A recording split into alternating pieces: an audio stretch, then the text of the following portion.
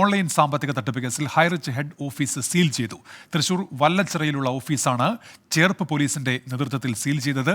സാമ്പത്തിക തട്ടിപ്പിൽ ED അന്വേഷണം നടക്കുന്ന സാഹചര്യത്തിലാണ് ഈ നടപടി. അജീഷ് ജയകുമാറുണ്ട് ഇപ്പോൾ തൃശൂരിൽ നിന്ന് വാർത്തയുടെ വിശദാംശങ്ങളുമായി. അജീഷ്, എന്താണ് ഇപ്പോൾ സ്വീകരിച്ചിരിക്കുന്ന നടപടി?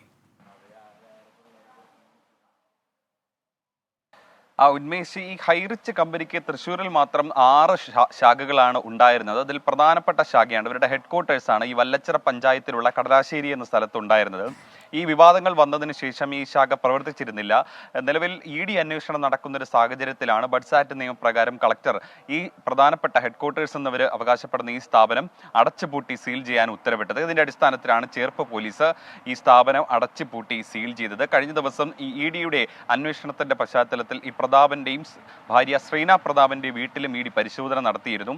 ഈ പരിശോധനയുടെ അടിസ്ഥാനത്തിൽ ഇവരുടെ അറസ്റ്റ് ചെയ്യാൻ വേണ്ടി എത്തിയപ്പോഴേക്കും ഇവർ രക്ഷപ്പെട്ടിരുന്നു. ഇവരുടെ മുൻകൂർ ജാമ്യാപേക്ഷ കഴിഞ്ഞ ദിവസം ഹൈക്കോടതിയിൽ നൽകിയിരുന്നെങ്കിലും ഈ ഹൈക്കോടതിയും ഈ ജാമ്യാപേക്ഷ തള്ളിയിരുന്നു. ഏതാണ്ട് 200-ലധികം കോടി രൂപയുടെ സ്വത്തും ED കണ്ടുകെട്ടിയിരുന്നു. അതിന്റെ ഭാഗമായിട്ടാണ് ഇപ്പോൾ ഇവരുടെ ഓഫീസുകൾ കേന്ദ്രീകരിച്ചുള്ള തുടർ നടപടി.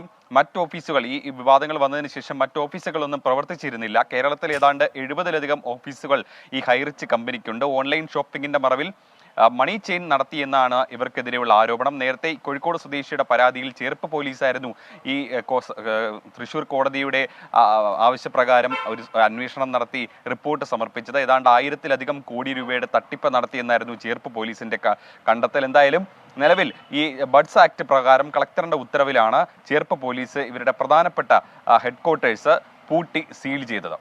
ശരി, നടപടി ഉണ്ടാകുന്നു. അജീഷ് ജയകുമാറാണ് വിവരങ്ങൾ നൽകിയത്.